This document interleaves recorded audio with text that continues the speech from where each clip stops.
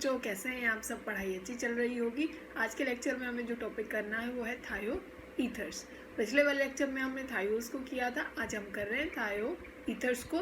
Chapter कौन सा चल रहा है? Organo sulphur compound. ठीक है, अभी स्टार्ट करते हैं। देखो, आपको ईथर लिखना आता है ना? ईथर आता है आप सबको लिखना। ईथर कैसे लिखते हैं हम? ईथर अपना ग्रुप ऐसे होता है, ए यहाँ पे ओ लगा देते हैं, यहाँ पे CH3। हम क्या पढ़ रहे हैं अभी? थायो ईथर्स। तो थायो को कैसे लिख देंगे? ओ हटा के हम यहाँ क्या लिख देंगे बच्चों? सल्फर। और ये ऐसे का ऐसे ही रहेगा। तो ये कौन सा ग्रुप है? ऊपर वाला कौन सा है बच्चों? ये है अपना ईथर, और ये क्या हो जाता है फिर? थायो ईथर। ठीक है, अब देखो, अभी हमें इनकी प्रॉपर्टी देखनी है, स्ट्रक्चर में इनका एंगल देखना है, और इनका नाम कैसे लिखते हैं पहले नाम देखते हैं। अब इनका नाम देखो बच्चों कैसे लिखना है। सबसे पहले आप जो छोटा मेंबर होगा, जैसे कि अभी तो बराबर है, ये भी CH3 है, यहाँ भी CH3 है, उसको तो लिख देंगे पहले। जैसे कि इसको लिखेंगे आप मिथाइल, ठीक है, थायो मीथेन। ठीक है, मतलब कि एल्काइल जो कि छोटा ग्रुप होगा, फिर आप लिख देंगे थायो, एल्काइल थायो, और फिर जो भी मतलब एल्केन है, मतलब प्रोपेन होगा, ब्यूटेन होगा, पर उसकी जो चेन है वो लंबी होनी चाहिए, वो लिख देंगे आप बाद में, क्योंकि पेरेंट चेन हमेशा लंबी होनी चाहिए। जैसे कि अगर यहाँ पे तो मैं ET लिख दूँ, और यहाँ S लिख दूँ, और यहाँ लिख दूँ ME, मतलब ये है मिथाइल और ये है इथाइल, तो आप क्या लिखेंगे? ये लिखेंगे मिथाइल थायो इथेन। ठीक है, इसका नाम ये हो जाएगा। एक और बताना आप, यहाँ पे मान लीजिए मैंने लिख दिया ये है इथाइल ग्रुप, यहाँ पे यहाँ सल्फर लिख दिया, और यहाँ है ये कार्बन, और यहाँ CH3। ठीक है, हाइड्रोजन पूरे कर लेना, और यहाँ है CH3। इसका नाम बताओ क्या होगा? देखो, पहली बात तो आपको ये दिख रहा होगा कि हम यहाँ पे लंबी चेन किसको मान सकते हैं? 1 2 और ये 3 कार्बन हो जाएंगे अपने पास। ठीक है, प्रोपेन वाली रिंग बड़ी हो जाएगी। तो सेकेंड नंबर पे क्या आ जाएगा? क्योंकि आप नंबरिंग कैसे स्टार्ट करेंगे? 1, ये 2 और ये 3। इसका नाम कैसे लिख देंगे अभी आप? 2 इथाइल थायो प्रोपेन। ठीक है, क्योंकि सेकेंड पोजीशन पे क्या जुड़ा हुआ है? इथाइल थायो, और फिर ये क्या है जो आपकी मेन चेन है, वो क्या है? प्रोपेन। तो इसका नाम ये हो जाएगा। तो ये चीज़ आपको ध्यान रखनी है। ठीक है, अब इसकी हम स्ट्रक्चर देखते हैं बच्चों। स्ट्रक्चर देखो कैसे बनाओगे। मान लीजिए आपके पास है, यहाँ सल्फर है, और बेंड शेप में तो ये होता ही है, यहाँ पे CH3 और यहाँ CH3। मतलब ये हाइड्रोजन सल्फाइड के डेरिवेटिव हम बोल सकते हैं, क्योंकि हाइड्रोजन सल्फाइड में क्या होता है? यहाँ सल्फर होता है, यहाँ H होता है, यहाँ H होता है। हमने सिर्फ H हटा के यहाँ पे ये एल्काइल ग्रुप लगा दिए, तो उनके डेरिवेटिव माने जाएंगे। और फिर अब इनका ये एंगल हमें देखना है। ठीक है, क्या देखना है? एंगल देखना है। और इसका कंपैरिजन अगर आप इससे करें, किससे? ईथर से अगर आप इनका कंपैरिजन कर रहे हैं, क्योंकि ऑक्सीजन होता तो ये ईथर होता, और यहाँ पे क्या है? लोन पेयर है, यहाँ भी लोन पेयर है। तो इसका एंगल, ये वैसे शेप कौन सी है इसकी? बेंड शेप है। ज्योमेट्री कौन सी होगी? टेट्राहेड्रल इसकी ज्योमेट्री होगी। ज्योमेट्री तो टेट्राहेड्रल है।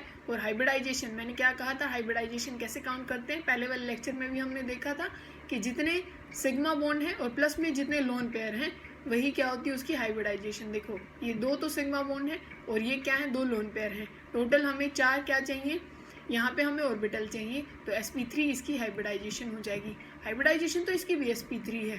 एंगल इसका 105 होता है बच्चों, 105 डिग्री इसका एंगल होता है। कितना होता है? 105। ध्यान रखना है आपको। अब एंगल इसका ज़्यादा होगा कि इसका एंगल ज़्यादा होगा?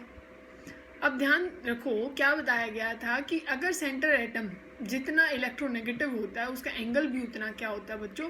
ज़्यादा होता है। जितना सेंटर एटम जितना इलेक्ट्रोनेगेटिव होगा, उसका एंगल भी ज़्यादा होगा। इस बच्चों हमें करना है फॉर्मेशन ऑफ थायो ईथर्स। चलिए अभी स्टार्ट करते हैं। देखो, हमें क्या करना है? थायो ईथर्स को बनाना है। जैसे आपने फेमस रिएक्शन सुनी होगी, किसके लिए? तब आपने ईथर्स को बनाया था, ईथर को बनाया था, तो विलियमसन सिंथेसिस रिएक्शन आपने सुनी होगी। कौन सी? Williamson synthesis. तो रिएक्शन बिल्कुल सेम है, रिएक्शन बिल्कुल सेम है, बस यहाँ पे O की जगह पे क्या आया है? सल्फर आया। ऑक्सीजन की जगह पे सल्फर आया। तो अभी देखिए, आपको दिख रहा होगा कि यहाँ पे क्या है? Na है, और यहाँ पे क्या है? Br है। Na Br यहाँ से क्या हो जाएगा? बाहर निकल जाएगा। Na क्या है? Na क्योंकि पॉजिटिव है, Br क्या है? नेगेटिव है, ये बाहर निकल जाएगा। और CH3 इसके साथ जुड़ जाएगा। CH3 क्या है? इसके साथ जुड़ जाएगा। प्रोडक्ट अपने पास क्या आ जाएगा? CH3S, और यहाँ पे क्या आ जाएगा? ये CH3। बन गया कि नहीं बन गया? अब यहाँ पे एक बात का ध्यान रखना है बच्चों आपको, कि जो एल्काइल हेलाइड है, इनको क्या बोलते हैं? Alkyl halide. हेलाइड है ना? हेलाइड क्या होते हैं अपने? जो क्लोरीन, ब्रोमीन, आयोडीन, ये सब कुछ। अब ये आप सेकेंडरी ले सकते हैं, पर टर्शरी नहीं ले सकते। मतलब आप ऐसा नहीं करेंगे कि आपने ये टर्शरी क्या ले लिया, हैलाइड ले लिया। क्योंकि अगर आप ऐसा लेते हैं कि आपका हैलाइड ऐसे कार्बन से जुड़ा है जो खुद 3 कार्बन से जुड़ा है, तो ऐसा हैलाइड कैसा होता है, 3 डिग्री का होता है। अगर आप ऐसे हैलाइड को लेते हैं तो वो क्या नहीं शो करेगा, न्यूक्लियोफिलिक सब्स्टिट्यूशन ना शो करके एलिमिनेशन शो करेगा। मतलब कि यहाँ से एक H और यहाँ से Br, HBr बाहर निकल जाएगा और यहाँ डबल बॉन्ड आ जाएगा। तो यहाँ पे एक चीज़ का ध्यान रखना कि आप कभी भी एल्काइल हैलाइड 3 डिग्री का नहीं ले सकते, क्योंकि वहाँ फिर कौन सी रिएक्शन स्टार्ट हो जाती है, एलिमिनेशन रिएक्शन। ठीक है ना। तो आप बस इसका ध्यान रखना और प्रोडक्ट आपको यही निकालना है कि यहाँ से NaBr निकाल देंगे और ये चीज़ आपको लेनी है। अब ये कौन सी रिएक्शन है, SN2 रिएक्शन ये बोली जाती है बच्चों। कौन सी, SN2 का मतलब क्या होता है, सब्स्टिट्यूशन, क्योंकि हमने सब्स्टिट्यूट किया है न्यूक्लियोफिलिक सेकेंड ऑर्डर रिएक्शन। या तो सेकेंड ऑर्डर बोलो या बाय मॉलिक्यूल रिएक्शन बोलो। कैसे, क्योंकि यहाँ पे ये रिएक्शन जो है वो इस मॉलिक्यूल की कंसंट्रेशन पे भी डिपेंड कर रही है और इस मॉलिक्यूल की कंसंट्रेशन पे भी डिपेंड कर रही है। और न्यूक्लियोफाइल कैसे हुआ बच्चों, क्योंकि जैसे ही Na पॉजिटिव यहाँ से रिलीज होता है ये बन जाता है सल्फर नेगेटिव, और ये नेगेटिव किसके ऊपर डिपेंड कर रहा है, किसके ऊपर अटैक कर रहा है बच्चों, CH3 पॉजिटिव के ऊपर। तो इसी वजह से सब्स्टिट्यूशन न्यूक्लियोफाइल जिसके ऊपर क्या होता है, नेगेटिव चार्ज होता है। ठीक है ना। तो ये चीज़ ध्यान रखना। अब नेक्स्ट रिएक्शन देखो, नेक्स्ट में क्या है, ये है आपके पास CH3 और यहाँ पे आयोडीन है और K2S है।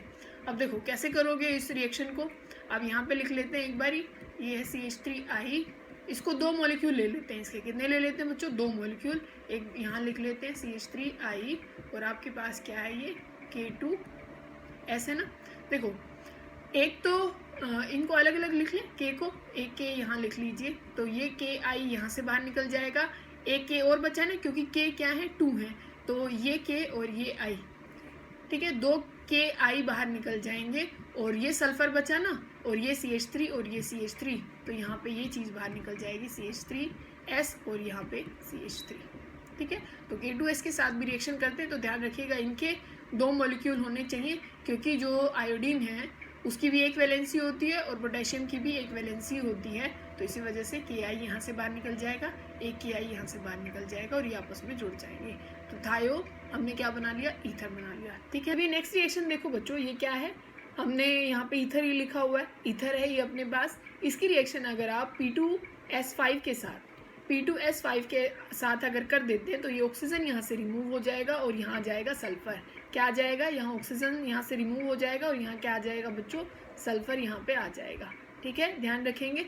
मतलब कि अगर ईथर की रिएक्शन आप P2S5 के साथ कर देते हैं तो यहाँ पे ऑक्सीजन रिमूव हो करके सल्फर आ जाएगा। ठीक है, अब नेक्स्ट देखिए, अब यहाँ पे क्या है, ये है C2H5 और यहाँ पे SH है, मतलब थायोल यहाँ पे है और हम हीट कर रहे हैं किसकी प्रेजेंस में, Al2O3 की प्रेजेंस में। तो यहाँ पे देखिए क्या होता है, यहाँ पे इसके 2 मॉलिक्यूल हमें चाहिए होंगे, कितने, 2 मॉलिक्यूल। कैसे लिखिए एक बारी, C2H5 यहाँ SH लिखिए, एक बार और लिखिए, ये SH और यहाँ पे C2H5।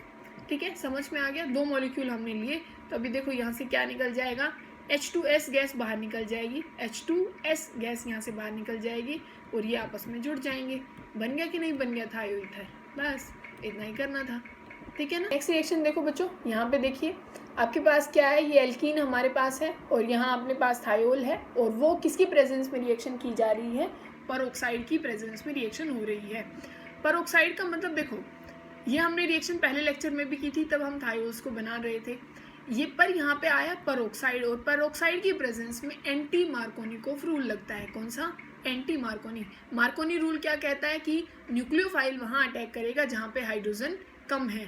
तो एंटी मार्कोनिक ऑफ रूल जो लगता है बच्चों वो परऑक्साइड की प्रेजेंस में लगता है। तब भी परऑक्साइड आ जाएगा तो समझ जाना एंटी मार्कोनिक ऑफ रूल लगेगा।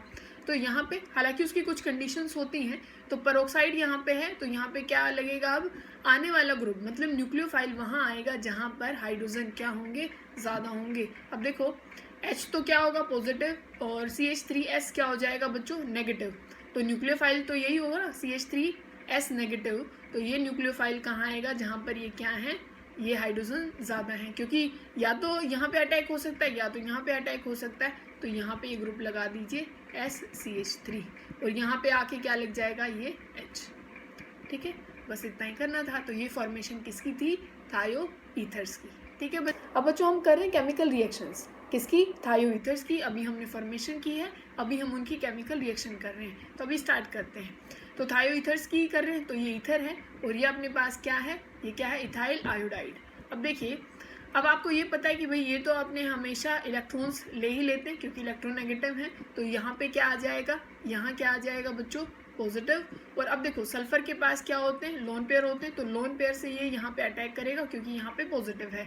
तो अभी अपने पास प्रोडक्ट क्या आ जाएगा, मैं इथाइल को ईटी लिख रही हूँ, ठीक है, ऐसे लिखा जाता है। और यहाँ पे सल्फर है, यहाँ एक ईटी आके और जुड़ गया और यहाँ पे ईटी थाई, सल्फर ने अपने लोन पेयर दिए तो उसकी वजह से यहाँ पे क्या आ जाएगा, पॉजिटिव। ठीक है, तो इसका नाम देखो क्या आ जाएगा, ट्राई इथाइल सल्फोनियम, ट्राई इथाइल सल्फोनियम। अब देखो नेगेटिव, आई नेगेटिव के लिए और कहीं जगह है नहीं जाने की, तो ये इसी के पास आके चिपकेगा। ठीक है, ये इसी के पास आके चिपकेगा बाहर आई नेगेटिव फॉर्म में। तो नाम क्या हो जाएगा, ट्राई इथाइल सल्फोनियम। IUM जो वर्ड लगाया जाता है वो पॉजिटिव के लिए लगाया जाता है, IUM। अगर यहाँ पे ऑक्सीजन होता तो ये, जैसे आपने हाइड्रोनियम सुना होगा, तो ये क्या है, ट्राइथाइल सल्फोनियम। और यहाँ पे क्या आ जाएगा, ये आयोडीन, ये नेगेटिव। ठीक है बच्चों, ठीक है। अब देखो अगर हम क्या करें, इसकी रिएक्शन AgOH के साथ, ठीक है, हाइड्रोक्साइड के साथ, सिल्वर के हाइड्रोक्साइड के साथ, तो क्या होगा, देखो यहाँ पे आयोडीन है और यहाँ Ag है, तो AgI तो बाहर निकल जाएगा, AgI तो बाहर निकल जाएगा और यहाँ पे OH नेगेटिव आ जाएगा। बात समझ रहे हैं ना, AgI बाहर निकल जाएगा और यहाँ आ जाएगा OH नेगेटिव। तो अब क्या बन जाएगा, ये ट्राई इथाइल सल्फोनियम हाइड्रोक्साइड, सल्फोनियम हाइड्रोक्साइड। ठीक है ना। जो आप इस प्रोडक्ट को, अगर बच्चों आप इस प्रोडक्ट को हीट कर देते हैं, इसको अगर आप हीट कर देते हैं, जो ये बना है हमारे पास AgOH के साथ रिएक्शन करने के बाद, अगर आप इसको हीट करते हैं तो आपके पास वापस से तो क्या आ जाएगा, ये ईथर फॉर्म हो जाएगा। वापस से क्या बन जाएगा, ईथर, जो थायो ईथर है वो वापस से बन जाएगा और प्लस में पानी बाहर निकलेगा। क्या निकल जाएगा, प्लस में पानी बाहर निकल जाएगा और एक क्या बाहर निकल जाएगी, इथीन, C2H4। रिएक्शन देखो, अब क्या है, अपने पास ईथर ही है पर यहाँ पे क्या है, आपकी बार फिनाइल ग्रुप लगा हुआ है। पीएच किसकी फॉर्म होती है, ये जो अपने पास फिनाइल ग्रुप है ये ऐसे, ठीक है, ये ऐसा कुछ है, ठीक है ना।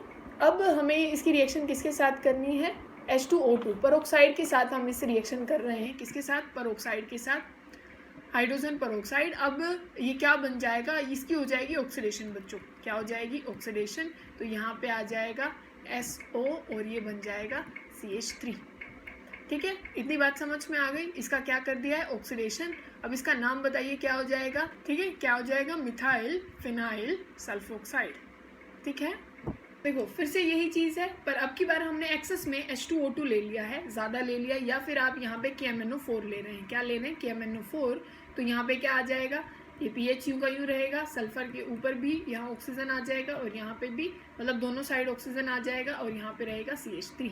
तो ज़्यादा ऑक्सीडेशन हो जाएगी, तब आप उसको किस में लेंगे, एक्सेस फॉर्म में लेते हैं। तो इसका नाम बताइए अब क्या बन जाएगा, ये फिर से क्या है, मिथाइल, ये क्या है, फिनाइल। और अब SO को क्या बोलते हैं बच्चों, ये जो डबल O लगा है SO2, मतलब ये हो जाएगा, इसको सल्फोन बोलते हैं। ये क्या है, मिथाइल फिनाइल सल्फोन्स। अब ये नेक्स्ट रिएक्शन देखो, इसमें क्या है, ये सल्फर है यहाँ, मतलब ये थायो ईथर है और इसकी Br2 के साथ रिएक्शन की है।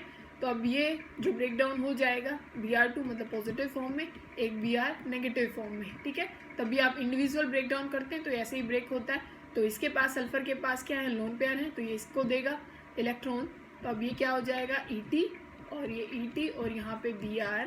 अब सल्फर के पास खुद क्या आ गया, पॉजिटिव, तो Br नेगेटिव अटैक कर देगा, तो ये दोनों Br इसके साथ जुड़ जाएंगे। ठीक है, अभी नेक्स्ट रिएक्शन देखो बच्चों, इसमें क्या है, ये किसके साथ, HgCl2 के साथ रिएक्शन कराई गई है। वैसे आपने ये रिएक्शन पहले भी की है, यहाँ पे सिंपल सॉल्ट बन जाता है। ठीक है, ये सल्फर और यहाँ पे क्या आ जाएगा, यहाँ पे आ जाएगा Hg, ठीक है, बॉन्डिंग, ये पॉजिटिव हो जाएगा और यहाँ पे आ जाएगा Cl2, क्योंकि ये लोन पेयर अपने किसको देगा, इस मेटल को देगा।